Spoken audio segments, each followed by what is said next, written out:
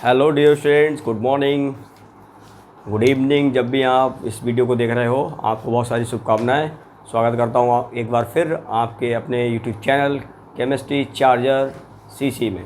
ठीक है, तो आज हम स्टार्ट कर रहे हैं राउल्ट का नियम। और राउल्ट के नियम के पढ़ने से पहले कुछ हमको टर्म्स क्लियर करने होंगे जो आपको आने चाहिए। ठीक है, राउल्ट्स का नियम फ्रांसिस माल्टे राउल्ट ने 1886 में दिया था। तो सबसे पहले हम स्टार्ट कर रहे हैं यहाँ पर कुछ बेसिक टर्म्स जिनको आप नोट डाउन कर लेंगे, क्योंकि इन बेसिक टर्म्स के बगैर आपको शायद राउल्ट का नियम समझ में ना आए। आपने अगर बेसिक टर्म्स पहले पढ़े होंगे कुछ तो आपको आसानी से समझ में आ जाएंगे, अन्यथा आपको दिक्कत आ सकती है। तो चलिए स्टार्ट करते हैं राउल्ट का नियम। और उससे पहले कुछ बेसिक टर्म्स। सबसे पहले हम बात करेंगे बॉइलिंग पॉइंट की, क्वथनांक। किसी द्रव का क्वथनांक क्या होता है, हेडिंग डालेंगे क्वथनांक। लिख सकते हैं वह ताप जिस पर किसी द्रव का वाष्प दाब वायुमंडलीय दाब के बराबर हो जाता है, क्वथनांक कहलाता है। क्वथनांक कहलाता है। जैसे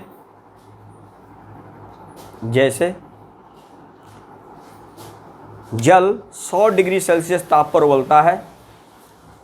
जैसे जल 100 डिग्री सेल्सियस ताप पर उबलता है, अतः इसका क्वथनांक 100 डिग्री सेल्सियस ताप है। समझ में आ गया होगा।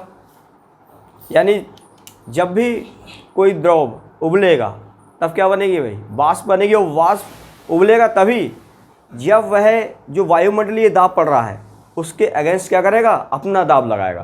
तभी उसके जो मॉलिक्यूल्स हैं अपने जो उसका जो तल है जहाँ पे भी वो लगे हुए हैं वहाँ से उठ के ऊपर आएंगे, तभी वो उबलना प्रारंभ करेगा, अन्यथा वो उबलेगा नहीं, क्योंकि ऊपर से वायुमंडलीय दाब पड़ रहा है। आप देखते हैं पहाड़ों पर अगर आप जल उबालेंगे तो वो क्या होता है, पहले ही उबल जाता है, क्योंकि पहाड़ पे क्या होता है, वायुमंडलीय दाब एक एटीएम से क्या होता है, कम होता है। वहाँ पे एयर प्रेशर कम होता है।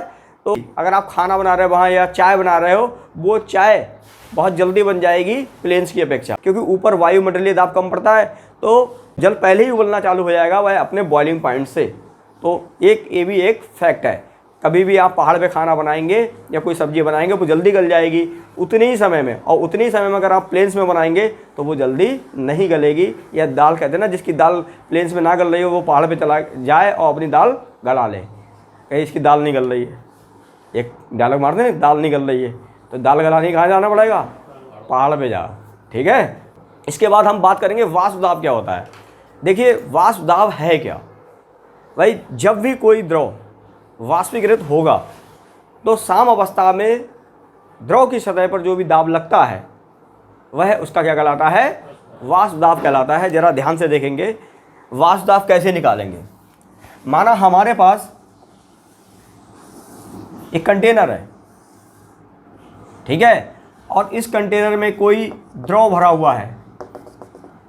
द्रव का मतलब माना हमने क्या भरा हुआ बेटा, जल भरा हुआ है। क्या है इसमें, इतना जल भरा हुआ है। तो अगर किसी भी द्रव को ऐसे ही रख देंगे आप और इसके ऊपर एक हमने एयर टाइट लिड लगा दी है, ढक्कन लगा दिया, जिससे कोई भी चीज़ बाहर ना अंदर आ सकती है ना बाहर जा सकती है। अब इसको आपने इस तरीके से रख दिया है तो क्या होगा, इस द्रव की वाष्प बनेगी। कोई भी द्रव है जो वाष्पशील होगा उसकी क्या बनती है, वाष्प बनेगी कमरे के ताप पर। वाष्पशील द्रव वे होंगे जो कमरे के ताप पे अगर रखे जाएँ तो वो गैस में परिवर्तित हो जाए। जैसे जल है, जल को आप रख देंगे तो जल की वाष्प बनेगी, और वाष्प बनेगी तो क्या होगा बेटा, वो वाष्प इस ढक्कन के ऊपर जाके क्या होगी, लगेगी, चिपक जाएगी, है ना। प्रारंभ में तो बहुत ज़्यादा बनेगी क्योंकि स्पेस खाली होगा। जैसे जैसे वाष्प ज़्यादा बनती रहेगी वैसे वैसे क्या होगा, इसके बनने की दर क्या कम हो जाएगी। और जब वाष्प बनेगी तो कुछ ठंडी होकर नीचे भी आएगी। जब वाष्प बन रही है, जब कोई भी द्रव वाष्प में परिवर्तित होगा तो उसको बोलेंगे वाष्पीकरण। क्या बोलेंगे, वाष्पीकरण। फिर इस ढक्कन पे लगेगी या दीवारों पे लगेगी तो ठंडी होकर क्या होगी, ये वाष्प नीचे भी आएगी। तो उसको क्या बोलते हैं? संघनन। क्या बोलते हैं? संघनन। तो ये एक तरीके से क्या है? इक्विलिब्रियम है, यानी वाष्प बनेगी और वाष्प से क्या बन सकता है? द्रव। क्या बनेगा? द्रव बन सकता है। वाष्प से द्रव बनता है तो संघनन। अगर वाष्प से द्रव बनता है तो संघनन, मतलब अणुओं का जुड़ना और जुड़ के क्या बनना? द्रव अवस्था में आ जाना। ये क्या कहलाएगा? संघनन कहलाएगा। क्या कहलाएगा? संघनन। और अगर द्रव से वाष्प बन तो क्या कहलाएगा? वाष्पन। क्या कहलाएगा? या वाष्पीकरण। ठीक है। वाष्पन में क्या होगा? द्रव से वाष्प बनेगी और संघनन में क्या होगा? ठीक है। तो ये वाष्पन हो गया और ये क्या हो गया? संघनन हो गया। बात समझ में आ गई सबको? अब इस तरीके से ये दाब उत्पन्न करेगी, मतलब जब ये वाष्प बनेगी तो बहुत सारी वाष्प होगी, तो वो वाष्प क्या करेगी? ऊपर भी दाब लगाएगी और नीचे भी दाब लगाएगी। तो इस अवस्था में जो भी दाब लगेगा द्रव की सतह पर, उसी को क्या बोलेंगे? वाष्प के द्वारा जो दाब लगेगा वही क्या होगा? वाष्प दाब कहलाता है। ठीक है, लिख सकते हैं, नोट करिए। हाँ, वाष्प दाब की परिभाषा लिखेंगे।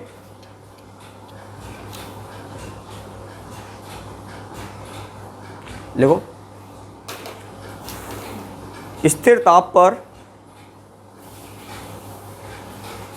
स्थिर ताप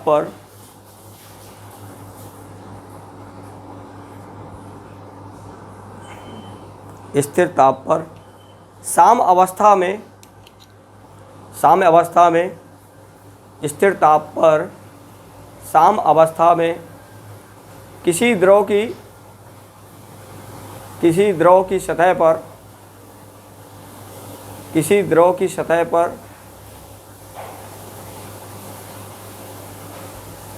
पर उसकी वाष्प के द्वारा लगाए गए दाब को वाष्प दाब कहते हैं। ठीक है, लिख दो इसमें में। शुद्ध द्रव या विलायक के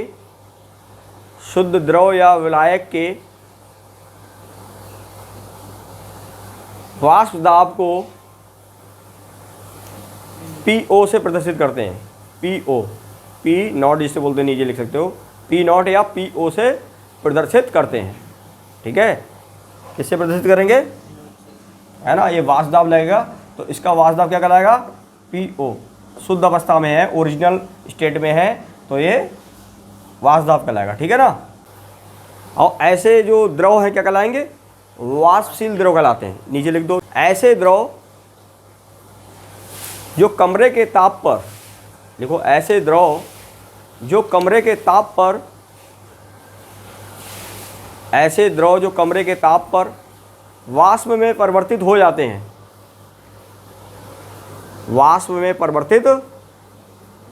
ऐसे द्रव जो कमरे के ताप पर वाष्प में परिवर्तित हो जाते हैं,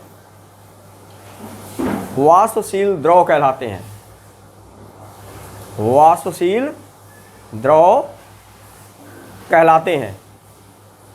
इंग्लिश में इनको वोलेटाइल लिक्विड्स बोलते हैं।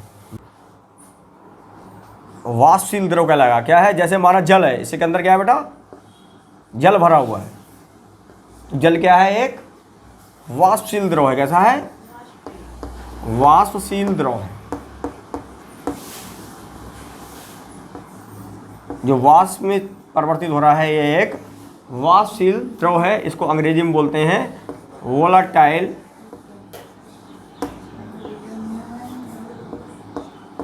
लिक्विड। ठीक है ना। और जो PO है वो क्या कराएगा? Vapour pressure. क्या कहलाएगा? इसको मैं शॉर्ट में BP लिख दे रहा हूँ। क्या लिख दे रहा हूँ? BP होता है क्वथनांक। क्वथनांक किससे रिप्रेजेंट करते हैं शॉर्ट में? BP। और VP क्या होगा? वेपर प्रेशर या वाष्प दाब। ठीक है, इसके द्वारा जो दाब लग रहा है वही क्या कहलाएगा? वाष्प दाब कहलाएगा। सही है ना। ये तो शुद्ध विलायक के बारे में हमने बता दिया, या वाष्प दाब क्या होता है वो बता दिया है। अगर इसमें आप कोई अवाष्पशील पदार्थ मिला दें, विलेय पदार्थ मिला दें, तब क्या होगा? तो इसके वाष्प दाब में कमी आएगी, बढ़ेगा, कमी आती है, मैंने बताया था आपको, है ना। तो जैसे जैसे आप इसमें विलय पदार्थ मिलाते जाएंगे जो अवाष्पशील है, वैसे वैसे वाष्प दाब में क्या आती जाएगी, कमी आती रहेगी। माना इसमें आपने चीनी घोलना प्रारंभ कर दी, इसमें मैं एक ऐसे बना दूँ आपको समझाने के लिए। आपने इसमें एक अवाष्पशील पदार्थ घोला, क्या बोला, अवाष्पशील पदार्थ घोल दिया, अवाष्पशील पदार्थ घोलने पर, जैसे चीनी या नमक, क्या घोल लिया बेटा, चीनी या नमक घोल दिया आप, चीनी ले ली मैंने, है ना। ये आप अवाष्पशील पदार्थ इसमें घोलोगे, तब अवाष्पशील पदार्थ घोलने पे क्या होगा बताओ, घुलेगा कब, अगर कोई भी चीज़ किसी में घुल रही उसका मतलब क्या है, अगर कोई भी चीज़ किसी में घुल रही है तो उसका मतलब क्या है, उसका मतलब है कि उनके अणु एक दूसरे को क्या कर रहे हैं, आकर्षित कर रहे हैं, तभी वो उसमें जुड़ रहे हैं। अगर आप मिट्टी का तेल या डीजल घोलेंगे या फिर सरसों का तेल घोल दें पानी में तो नहीं घुलेगा। क्यों नहीं घुलेगा, क्योंकि उनके अणु आपस में अट्रैक्शन नहीं कर रहे हैं या किसी प्रकार का आकर्षण नहीं है। कोई भी चीज़ किसी में तभी घुलेगी जब उनके बीच में कोई आकर्षण होगा, अट्रैक्शन होगा। फ्रेंडशिप किसी से किसी तभी होती है जब उनके विचार मिलते हैं या वो एक दूसरे से आकर्षित होता है। कोई भी, हर कोई तो दोस्त नहीं बन जाता ना, आदतें मिलती हैं तभी फ्रेंडशिप बनती है। मैंने आपको विलेयता के बारे में बताया था ना, ठोसों की विलेयता के बारे में पढ़ा रखा है ना, लाइक डिजॉल्व लाइक, सही है ना। तो यहाँ पर क्या होगा, अगर आपने चीनी या अवाष्पशील पदार्थ घोला है तो वो इसमें घुल जाएगा। अब घुलने का मतलब ये हुआ कि उनके अणुओं के बीच में क्या है, आकर्षण है, उनके अणुओं के बीच में क्या हो गया, आकर्षण हो गया। तो यहाँ पर जो विलयन बन, आप क्या बन जाएगा बेटा, आपको विलयन मिल जाएगा। आपको यहाँ मिलने वाला है एक विलयन, और विलयन में आपने पहले तो ये जल लिया और इतना ही विलयन है मैंने माना, और इसमें आपने क्या घोल दिया है, चीनी घोल दी। इसमें चीनी हो क्या है, जल और चीनी मिला हुआ है, जल प्लस चीनी, जल प्लस चीनी का एक विलयन बन गया ये। अब जल और चीनी का विलयन लगा और इस पर भी लिड लगी हुई है, एक ढक्कन लगा दिया मैंने ऊपर से। तो इसमें भी क्या होगा, मैंने यहाँ पे माना चीनी के जो अणु है मैं इस तरीके से दिखा दूँ, सॉलिड सर्कल से दिखा दे रहा हूँ, ठीक है। और जल के जो अणु है उनको मैं किससे दिखा दे रहा हूँ, होलो सर्कल से, ये जल है। तो यहाँ पर तो क्या थे, केवल जल के अणु थे, क्या थे, जल के अणु। तो जल के अणु को कोई दिक्कत नहीं हो रही थी यहाँ से ऊपर जाने में, यहाँ पे तो सिर्फ जल के अणु थे और जल के अणु आसानी से खुदक के चले आ रहे थे ऊपर। लेकिन यहाँ पे क्या है, आपने चीनी घोल दी, तो जल के अणु तो हैं ही, साथ साथ में किसके अणु हैं, चीनी के अणु हैं। तो जल के अणु जैसे जो पहले फ्री थे, केवल जल के अणु थे, वो तो खूब चले जा रहे थे। अब चीनी के अणु क्या करेंगे, इनसे अपना बंध बना लेंगे और इनको क्या करेंगे, पकड़ के रखेंगे थोड़ा, हाँ या ना भाई, आकर्षण बल होगा नहीं होगा, जिसके कारण क्या होगा, ये चीनी के जो अणु हैं वो यहाँ से निकल के इनको जाने नहीं देंगे। चीनी के अणु जो पहले यहाँ पे सरफेस खाली पड़ी थी, सिर्फ जल के अणु थे, आसानी से ताप मिलने पर वो वाष्प में ज़्यादा परिवर्तित हो रहे थे। अब चीनी के अणु क्या करेंगे, आकर्षण बल के द्वारा उन्हें पकड़ लेंगे, होल्ड कर लेंगे, जिसकी वजह से आसानी से जल के अणु या विलायक के अणु अधिक मात्रा में वाष्प में परिवर्तित नहीं होंगे।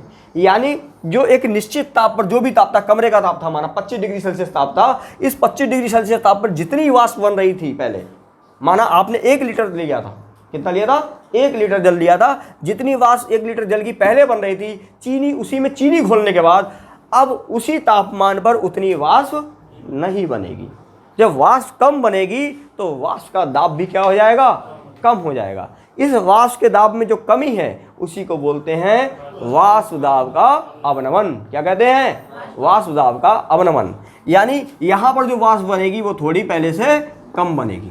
अब जल के अणु तो आएंगे, चीनी तो भाई बनेगी नहीं, चीनी तो आएगी नहीं, चीनी के अणु थोड़ी ना आएंगे यहाँ पर, क्यों भाई, चीनी के अणु नहीं आएंगे, क्यों नहीं आएंगे, चीनी के अणु कैसे होंगे, अवाष्पशील है, कैसे हैं, अवाष्पशील होंगे, जो वाष्प में परिवर्तित नहीं होते हैं, अवाष्पशील हैं।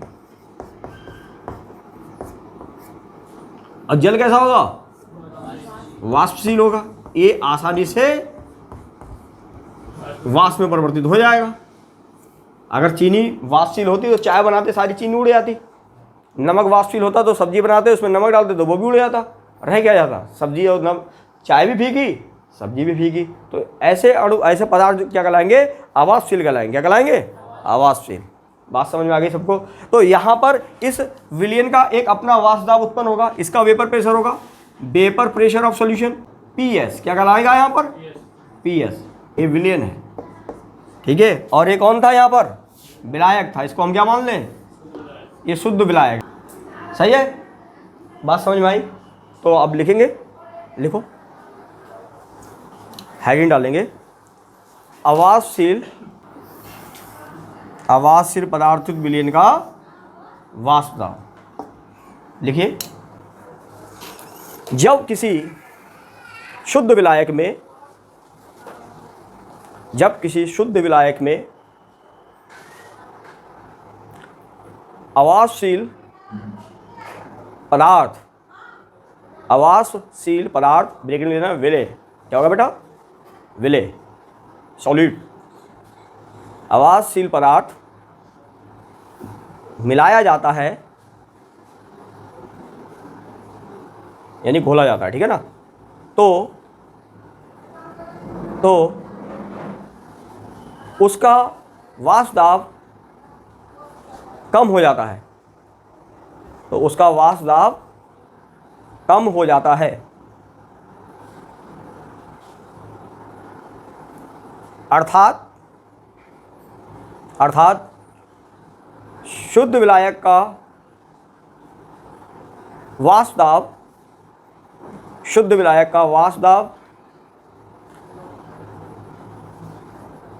दाब उस विलयन के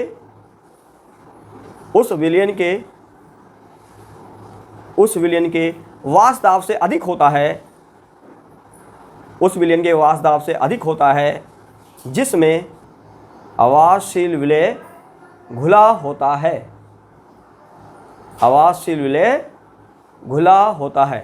बात समझ आ गई? ठीक है ना?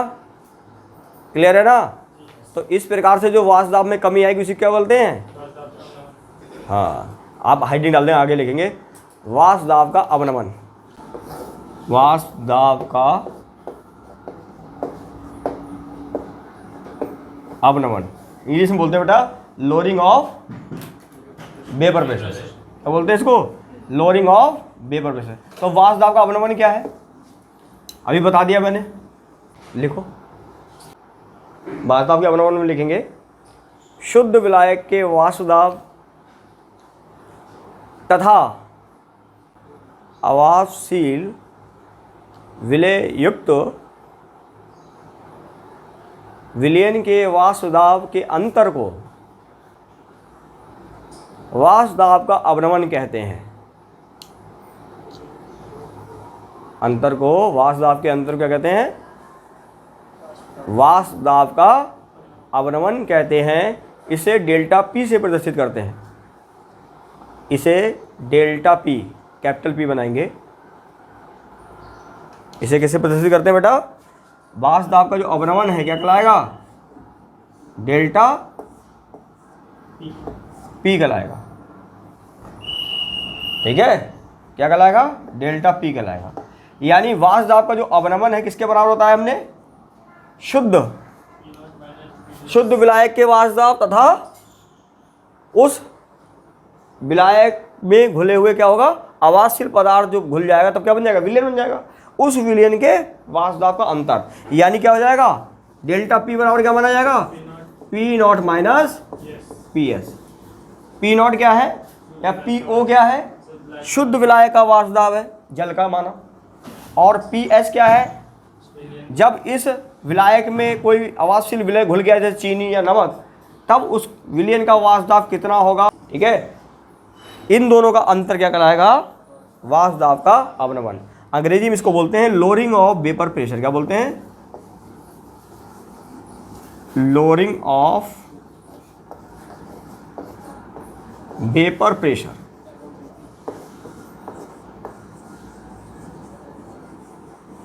Lowering of vapour pressure. बात समझ में आ गई? कोई दिक्कत तो नहीं किसी को? अब देखिए क्या, एक है वाष्प दाब का आपेक्षिक अवनमन। पहले हेड डालेंगे, वाष्प दाब का आपेक्षिक अवनमन।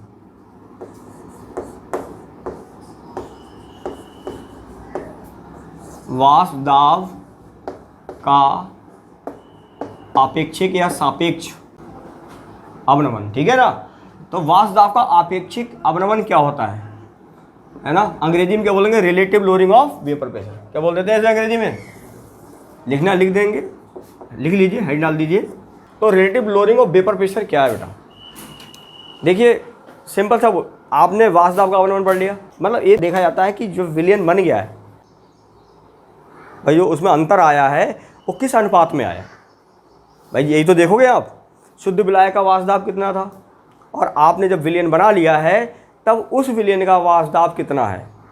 उस विलयन बनाने के बाद अब आप उसमें क्या देखोगे, उनके अनुपात में कमी देखो, किस अनुपात में घट रहा है, किस अनुपात में उसमें कमी आ रही है। तो उसी को हम क्या बोलेंगे, वाष्प दाब का आपेक्षिक अवनमन, रिलेटिव, सापेक्ष। यानी जो विलयन बना है तो वह जल के सापेक्ष उसका वाष्प दाब कितना है। ऐसे लिखो, वाष्प दाब के अवनमन तथा शुद्ध विलायक के वाष्प दाब, शुद्ध विलायक के वाष्प दाब के अनुपात को वाष्प दाब का आपेक्षिक अवनमन कहते हैं। वाष्प दाब का आपेक्षिक अवनमन कहते हैं। तो वाष्प दाब का आपेक्षिक अवनमन क्या हो जाएगा, अगर आपको फॉर्मूला बनाना है तो उस हिसाब से ही डिफाइन किया है आपने, ठीक है। क्या हो जाएगा, डेल्टा पी, क्योंकि आपको फॉर्मूला बनाना है, और ये हो जाएगा पी नॉट, सही है। तो यहाँ पर शॉर्ट में ब्रीफली आप लिख सकते हैं, relative lowering of vapour pressure, RL BP, ठीक है। आरएल बीपी बराबर आपने निकाल लिया है, क्या है, delta P upon P not बराबर क्या हो जाएगा बेटा, इसको अगर आप लिखेंगे तो ये हो जाएगा क्या, पी नॉट, क्योंकि ये होता है P not minus P S, ठीक है बेटा, ओवर क्या हो जाएगा, पी नॉट। तो इसको हम लिख सकते हैं, ये पी नॉट यहाँ से देखेंगे तो इसको ऐसे लिखा जा सकता है, 1 minus P S upon P not, ठीक है ना। तो ये वाला फॉर्मूला आप याद रखेंगे, क्योंकि ये फॉर्मूला बनाना जरूरी है, आगे न्यूमेरिकल्स में काम आएगा आपको। ये होता है relative lowering of vapour pressure, सही है ना। कभी भी आपसे बोले तो आप 1 minus P S upon P not use कर सकते हो। नोट कर लिया सबने। अब जो राउल्ट के नियम है, राउल्ट ने इस प्रकार, अभी हमारी स्टडी हो गई है वेपर प्रेशर के बारे में, हम जान गए हैं, relative lowering of vapour pressure के बारे में भी जान गए हैं। तो अब इसके बाद राउल्ट के नियम को समझना बहुत आसान हो जाएगा हमें। दो घटक विलयनों के लिए राउल्ट ने जो नियम दिए हैं, वो दो नियम दो तरीके से डिफाइन किया है। ओके डियर स्टूडेंट्स, स्वागत है फिर से आपका आपके यूट्यूब चैनल केमिस्ट्री चार्जर में, और हम स्टार्ट कर रहे हैं राउल्ट के नियम या राउल्ट का नियम। तो राउल्ट का जो नियम है, राउल्ट का नियम टोटली किस पे डिपेंड है, वेपर प्रेशर पे। तो वेपर प्रेशर किस तरीके से घटेगा और किस तरीके से किसी विलयन में बढ़ेगा, उसके बारे में भी आगे एक्सप्लेन करेंगे जब हम नॉन आइडियल सॉल्यूशन पढ़ेंगे। यहाँ पे जो राउल्ट का नियम पढ़ रहे हैं वो मेनली हम किसके लिए पढ़ रहे हैं, आइडियल सॉल्यूशन के लिए, आदर्श विलयनों के लिए। किसके लिए पढ़ेंगे बेटा, ये राउल्ट का नियम जो हम पढ़ रहे हैं आदर्श विलयनों के लिए पढ़ेंगे। आदर्श विलयन आगे बताएंगे, आदर्श विलयन क्या होते हैं। ये टोटली किसके लिए है, आदर्श विलयन पे ही अप्लाई करके हम पढ़ रहे हैं, ठीक है। तो राउल्ट के नियम को हम अगर बोले सिंपली, अगर एकदम कॉमन नियम अगर हम बताएं, तो राउल्ट का नियम ये कहता है, अगर कोई दो घटक वाला विलयन है, क्या है, दो घटक वाला विलयन है, तो उस दो घटक वाले विलयन में विलयन का जो वाष्प दाब होता है वह वाष्पशील पदार्थ या द्रव के समानुपाती होता है। इसके समानुपाती होगा, है ना। एक कॉमन नियम लिखो, फिर उनको मैं अलग अलग बताऊंगा। कभी आपको ना है तो एक कॉमन नियम लिखे आना, किसी में भी चल जाएगा, ठीक है। फिर उनको मैं अलग अलग तो बताऊंगा ही बताऊंगा। किसी लिख रहे हैं आप, द्वि घटक विलयन लिखिए, द्वि घटक विलयन का दाब उस विलयन में उपस्थित वाष्पशील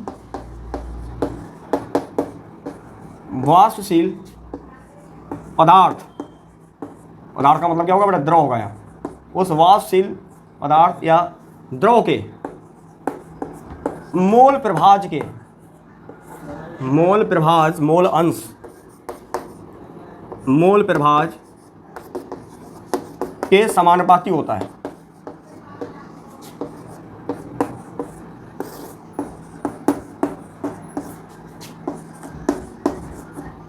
सही है, किसके समानुपाती होगा? हाँ, यानी विलयन का जो वाष्प दाब है ना, या दाब है, यहाँ पे आप ये भी लिखे विलयन का वाष्प दाब या दाब किसके समानुपाती होगा? मोल प्रभाज के। किसका होगा? घटक पदार्थ, जो भी घटक होगा, चाहे वो विलय हो या विलाय हो, कुछ भी हो सकता है ना। जो विलयन में घटक है उसके मोल अंश के क्या होगा? समानुपाती होता है। एक कॉमन नियम है, ये मैंने जबरदस्ती का लिख दिया है, लेकिन यहाँ पर अलग अलग तरीके से हम पढ़ेंगे। ठीक है, यहाँ पे वाष्प दाब कर सकते हो, किसी विलयन का वाष्प दाब बेटर रहेगा ना। क्या होगा? वाष्प दाब। किसी द्विघटक विलयन का वाष्प दाब उस विलयन में उपस्थित वाष्पशील पदार्थ या द्रव के मोल प्रभाज के समानुपाती होता है। बात समझ में आ गई? यहाँ पर कोई दिक्कत तो नहीं है। अब जो राउल्ट है इसने दो नियम दिए भाई, ये जो विलयन का वाष्प दाब वो निकालोगे कैसे आप? ठीक है, जो दाब है विलयन का वो किस तरीके से आप निकालेंगे, तो उसके लिए दो विलयन बनेंगे। आप किसके लिए है? दो घटक वाला ही विलयन होगा। सॉल्यूशन हमेशा कैसा होगा? बाइनरी सॉल्यूशन होगा, द्विघटक विलयन ही होगा, दो से ज़्यादा नहीं होंगे। आपके जो सिलेबस में है केवल और केवल बाइनरी सॉल्यूशंस है। कितने हैं? बाइनरी सॉल्यूशन, दो घटक वाले विलयन है। तो एक तो क्या होगा? दो, जिसमें क्या हो? विलय और विलायक दोनों क्या हो? द्रव हो, दोनों वाष्पशील द्रव हो। तो वाष्पशील द्रवों के लिए अलग बनाया उसने नियम, या हमने उसे डिवाइड कर दिया, उसने बताया किसके लिए? वाष्पशील द्रवों का विलयन, वाष्पशील द्रवों का विलयन, द्रवों का विलयन। ठीक है, और दूसरा कौन सा? अवाष्पशील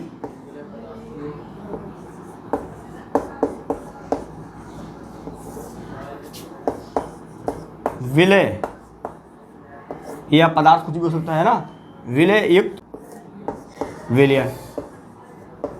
मतलब जो विलय है वो कैसा होगा? अवाष्पशील होगा। यानी इसमें दो घटक अगर पदार्थ मिले, जैसे मान लिया गया है डीजल और पेट्रोल, दोनों के दोनों वाष्प में परिवर्तित हो जाते हैं, डीजल प्लस पेट्रोल है। ठीक है, और एक ऐसा विलयन जिसमें क्या हो? एक वाष्पशील हो और एक अवाष्पशील हो।